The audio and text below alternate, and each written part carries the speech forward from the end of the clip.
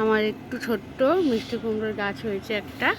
এখান থেকে পাতা তুলে আমি মিষ্টি কুমড়োর পাতা বাটবো, এই ভাজবো, বড়া করব। বাটবো বলছি, বড়া করব। খুব টেস্টি লাগে মিষ্টি কুমড়োর এই কচি কচি পাতাগুলো, এগুলোর বড়া। আমি আমার ছোট্ট গাছের থেকে এই মিষ্টি কুমড়ো পাতাগুলো তুলে নিয়ে এসেছি। এই পাতাগুলো আমি এগুলোকে বড়া করব। এই শিরাগুলা সব কটা এরকম করে ছিঁড়ে এগুলো সব বাদ দিয়ে দিব। এগুলো বাদ দিয়ে ভালো করে আরও 2-3 বার ধুয়ে তারপরে এটাকে কুচিয়ে নেব। কুচিয়ে নিয়ে বড়া করব। খুব টেস্ট লাগে এই বড়া খেতে। আর পাতার বড়া আমরা তো সবাই ভালোবাসি, পাতার বড়া ভালোবাসে না এমন তো লোক পাওয়া যায় না খুঁজে। এটা দারুণ লাগে খেতে। লাউ পাতার বড়া যেরকম লাগে এই কুমড়া পাতার বড়াটাও খুব ভালো লাগে খেতে।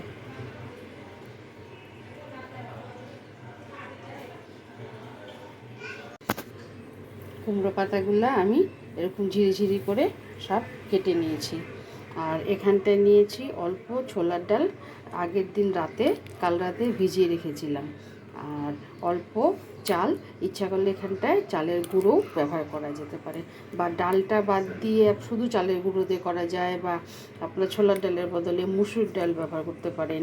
হ্যাঁ, আর যদি ডাল না দিতে চান তাও এটা খুবই ভালো লাগে খেতে, শুধু চালের গুঁড়ো দিয়ে এটা সুন্দর হয়।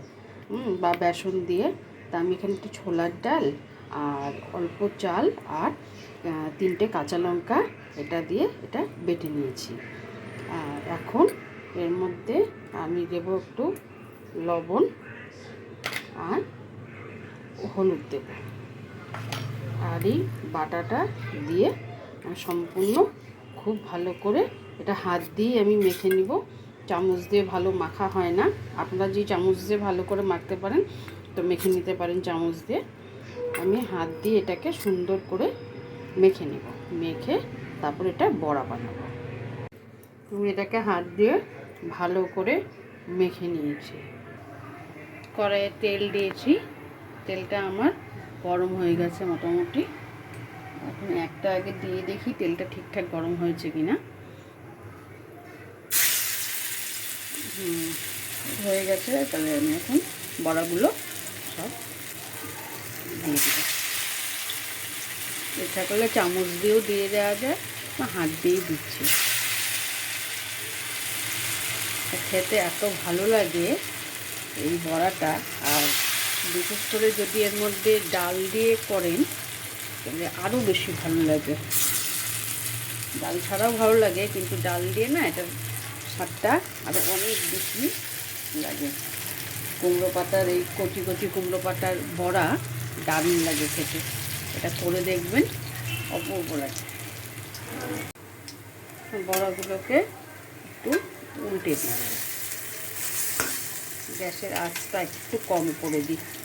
গ্যাসের আঁচটা কম না করলে না বড়াগুলো ভেতরটা ভাজা হবে না, বাইরেটাই ভাজা হবে। ওই লো টু মিডিয়াম করে এটা ভাজতে হবে।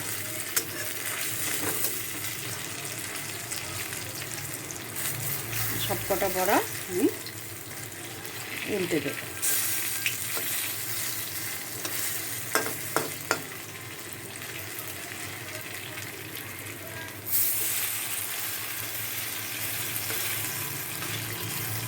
এটা এমনি গরম ভাতের সঙ্গে যদি একটু কাঁচা সরষের তেল দিয়ে ভাতটা মেখে আর এই বড়াটা দিয়ে একটা কাঁচা লঙ্কা দিয়ে খাওয়া যায়, দারুণ লাগে খেতে। এটা দিয়েই অর্ধেক ভাত খেয়ে নেওয়া যায়, খুব স্বাদ লাগে এটা খেতে। আমি এইভাবে সবকটা বড়া ভেজে নেব। আমার এই ব্যাচটা ভাজা হয়ে গেছে, এগুলো আমি এখন তুলে নেব। দেখুন কি সুন্দর হয়েছে বড়া, দারুণ খেতে। এগুলো বেশ কড়কড়া লাগে খেতে, খুব স্বাদ লাগে। এরকম করে কুমড়ো পাতার কচি কুমড়ো পাতাগুলো বড়া আপনারা এইভাবে করে দেখতেই পারেন, খুব ভালো লাগে খেতে। আমি খুব একটা বেশি পাতা তুলিনি, গাছটা আমার খুব ছোট, ওই জন্য খুব একটা বেশি পাতা তুলিনি, অল্প কটা পাতাই তুলেছি। বেশি পাতা হলে আরও অনেক বড়া হতো।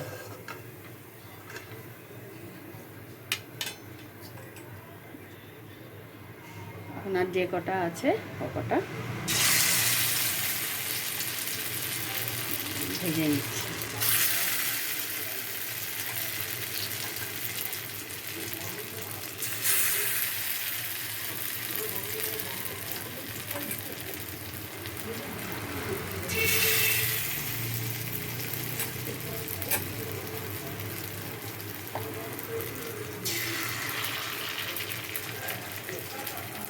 এ কটা ভেজে নিলেই আমার বড়া ভাজা হয়ে যাবে।